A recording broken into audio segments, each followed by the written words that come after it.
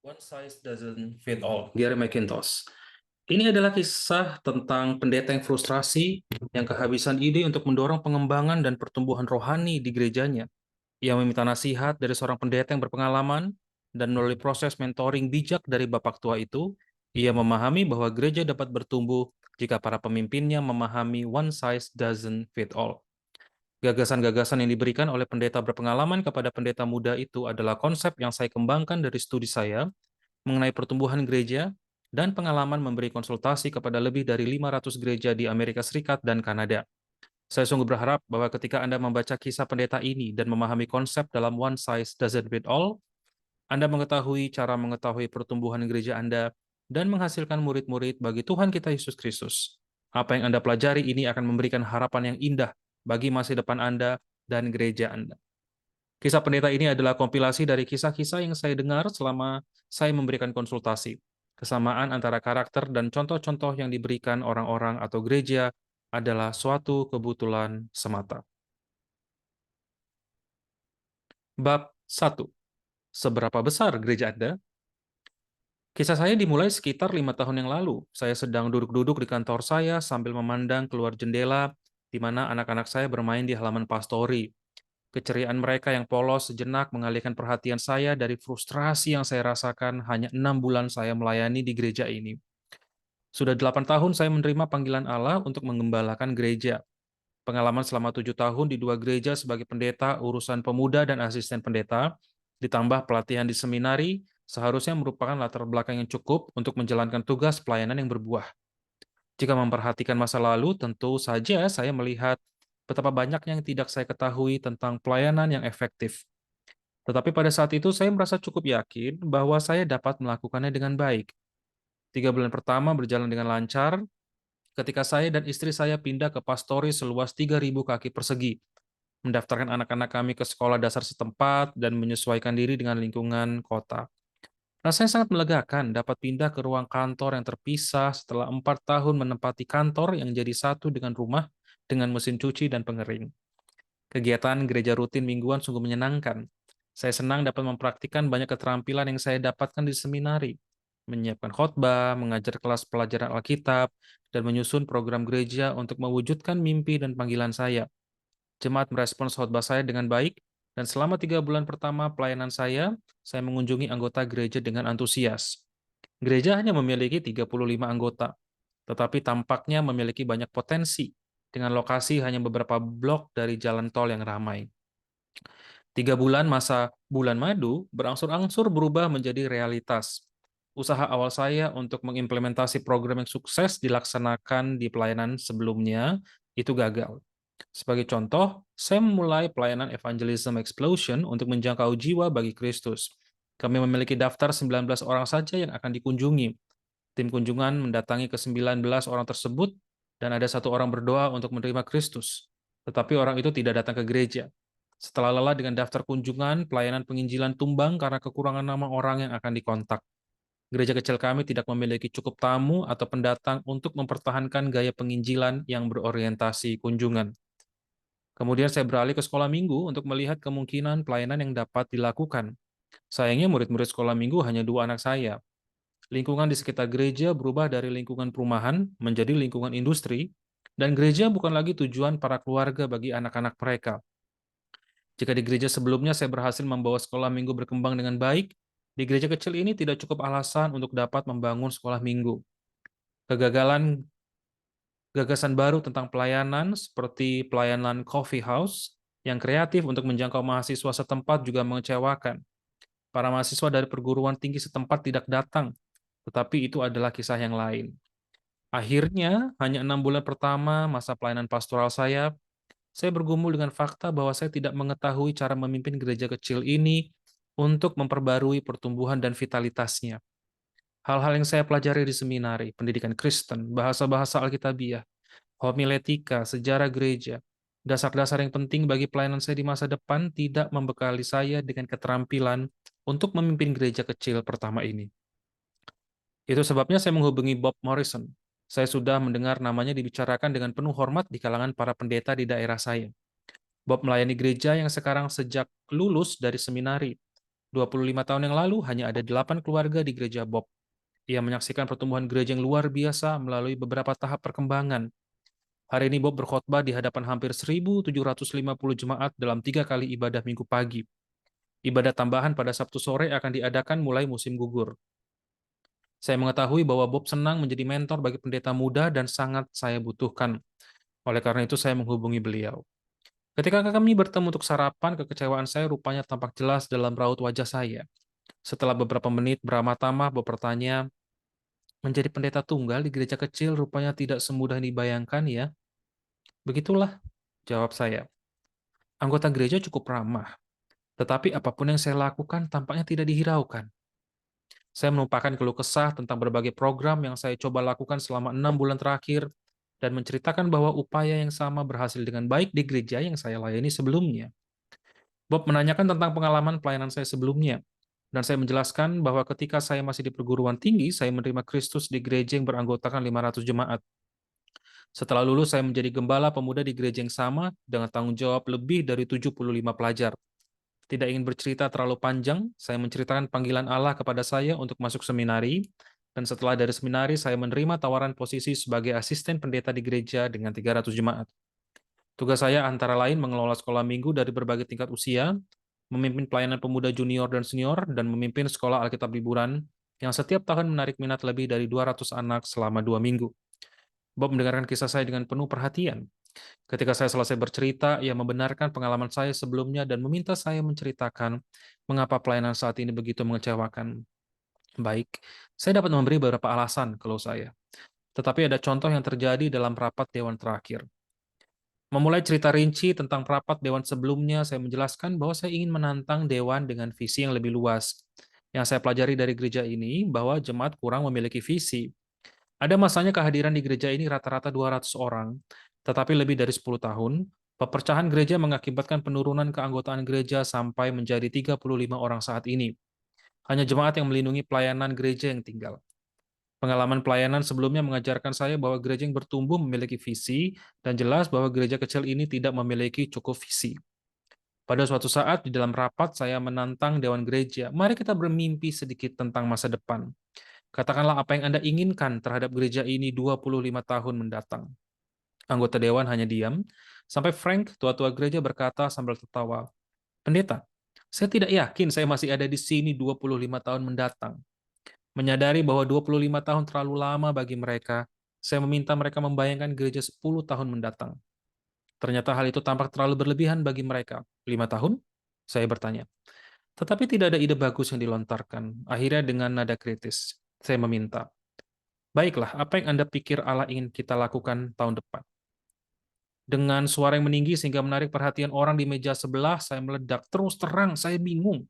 Anggota dewan kesulitan memikirkan 1 tahun ke depan. Tidakkah mereka tahu tanpa visi manusia binasa? Bob mendengar saya selama beberapa waktu, memperhatikan bahasa tubuh dan mendengar nada bicara saya. Ketika saya berhenti bicara, ia menyampaikan pandangan pertamanya. Ia mengatakan bahwa saya tampaknya adalah korban dari kesalahpahaman yang mendasar dan kemudian berkata, satu ukuran tidak untuk semua. One size doesn't fit all. Terkejut dengan pernyataan Bob, saya bertanya, satu ukuran tidak untuk semua? Maksudnya apa? Bob mulai menjelaskan. Kelihatannya Anda berupaya memimpin gereja kecil seperti yang Anda lakukan di gereja besar. Ia meraih tasnya, kemudian mengeluarkan selembar kertas dan meletakkannya di atas meja. Perhatikan rincian gereja-gereja di Amerika Serikat.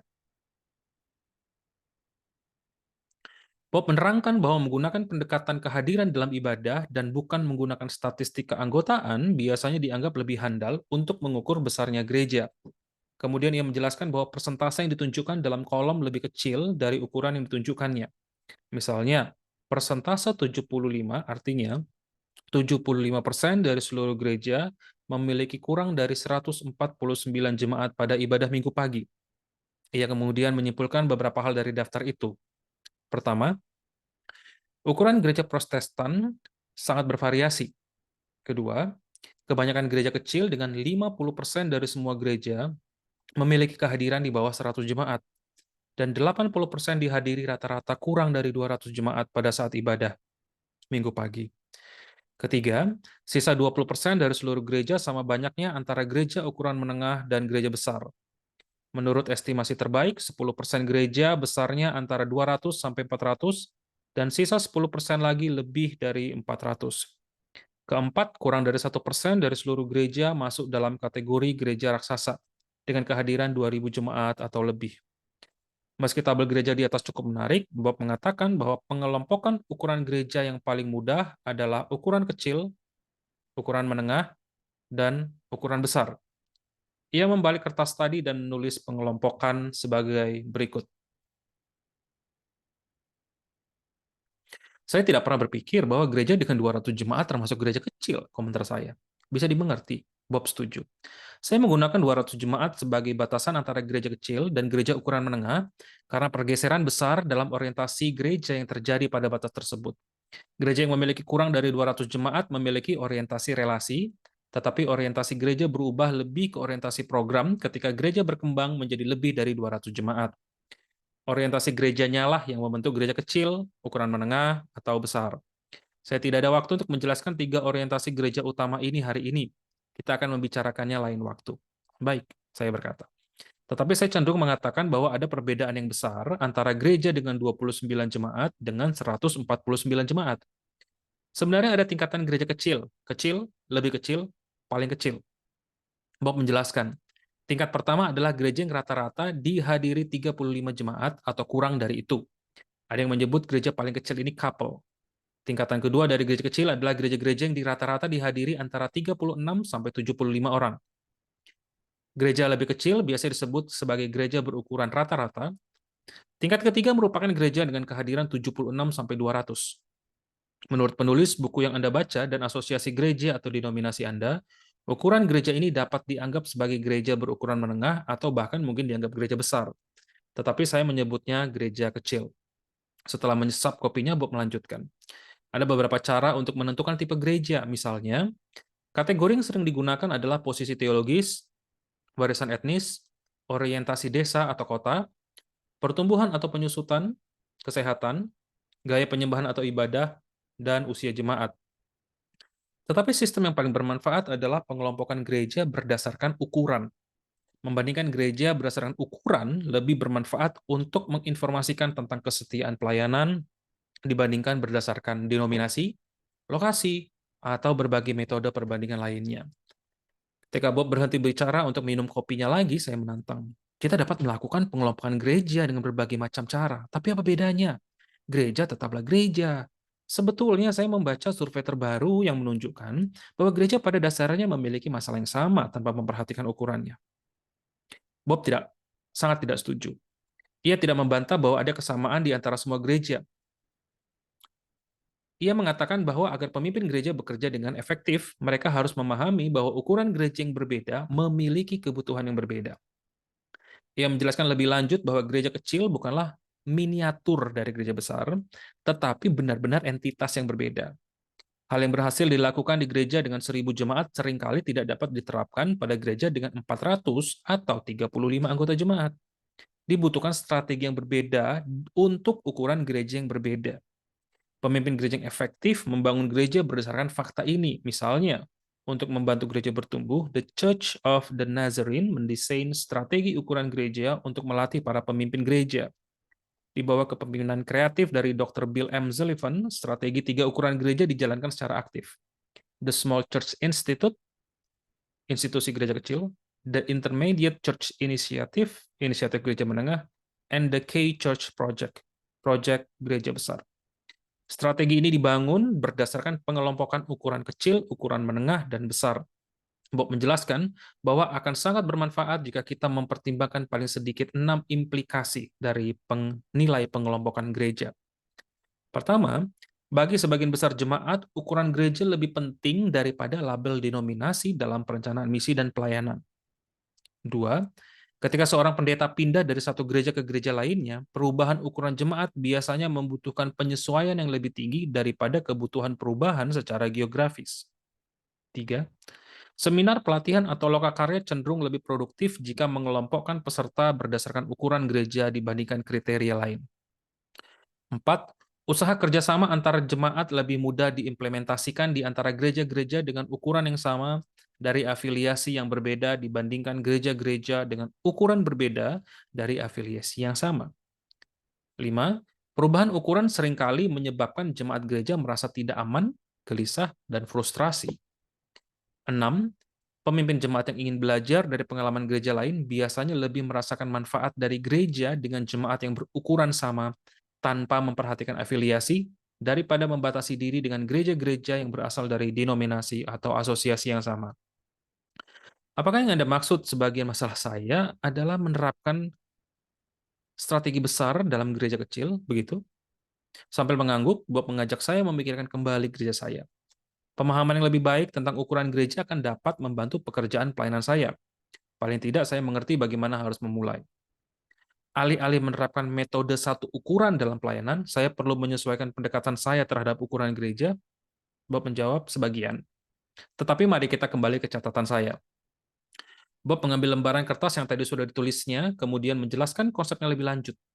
Ia mengingat bahwa pada tahun 1940 seorang pria bernama William Sheldon sudah mengidentifikasi 3 dasar dari tubuh manusia, kurus, bulat, dan klasik. Ia menjelaskan bahwa kebanyakan orang memiliki sedikit dari semua tipe dasar itu. Tetapi kita punya kecenderungan untuk lebih mirip ke salah satu tipe. Dengan pendekatan yang sama, Bob mengatakan bahwa ada 3 ukuran dasar gereja, kecil, menengah, dan besar. Meskipun semua gereja dalam beberapa aspek memiliki kemiripan dengan semua ukuran gereja, setiap gereja menunjukkan karakteristik khusus berdasarkan kategori ukurannya. Pada tahap tertentu, setiap gereja memiliki perbedaan. Pengelompokan ukuran umum ini membantu kita memahami mengapa ada gereja yang melaju dengan cepat, sementara yang lain tertinggal. Gereja pada umumnya melewati fase-fase yang mirip sesuai ukuran mereka. Anda ingin minum kopi lagi? Kata pramusaji sambil menyela. Oh tidak, tolong berikan saya notanya, saya menjawab. Bagaimanapun juga saya harus membayar konsultasi gratis ini. Dengan ramah, Bob menerima permintaan saya untuk membayar makanannya, kemudian mengusulkan apa yang ingin saya dengar. Ia mengatakan bahwa kami baru menyentuh permukaan dalam diskusi tentang ukuran gereja dan menanyakan kemungkinan untuk sarapan bersama lagi minggu depan. Saya harap kita dapat membahas isu-isu ini lebih lanjut. Anda telah memberi gagasan baru untuk saya pikirkan, tetapi saya yakin pasti ada yang lebih banyak lagi. Iya, Bob menambahkan. Bagaimana kalau kita menjadwalkan pertemuan sarapan seperti ini setiap minggu untuk 10 minggu ke depan? Saya ingin mengembangkan gagasan tentang ukuran gereja secara lengkap pada Anda dengan membandingkan perbedaan antara gereja kecil, ukuran menengah, dan besar dengan menjawab pertanyaan-pertanyaan ini. Apa orientasi gereja? Bagaimana struktur gereja? Siapa yang menetapkan arah? Apa peran pendeta? Bagaimana pengambilan keputusan dibuat? Apa dampaknya terhadap staf gereja? Bagaimana perubahan terjadi? Bagaimana gereja bertumbuh? Apa hambatan gereja untuk bertumbuh? Apa strategi untuk bertumbuh? Wah, usulan yang bagus. Saya menyingkirkan piring di depan saya, mengambil kalender dan meletakkan di atas meja. Saya akan mencatat tanggal-tanggal ini dengan tinta, bukan dengan pensil. 2 hal lagi, pinta Bob. Pertama, dalam minggu ini tolong sediakan waktu untuk mengamati perbedaan gereja Anda sekarang dengan gereja ukuran menengah dan gereja besar. Buatlah daftar pendek dan bawalah minggu depan. Jika Anda melakukannya, saya akan membayar sarapan kita. Kedua, mari kita berdoa sebelum berpisah. Pekerjaan rumah, saya mengambil kertas-kertas yang ditulis Bob untuk saya baca dan saya pelajari lagi dalam minggu ini. Sesampainya saya di gereja, saya telah mendapat beberapa perbedaan antara gereja kecil, ukuran menengah, dan besar. Berapa banyak perbedaan yang Anda daftarkan?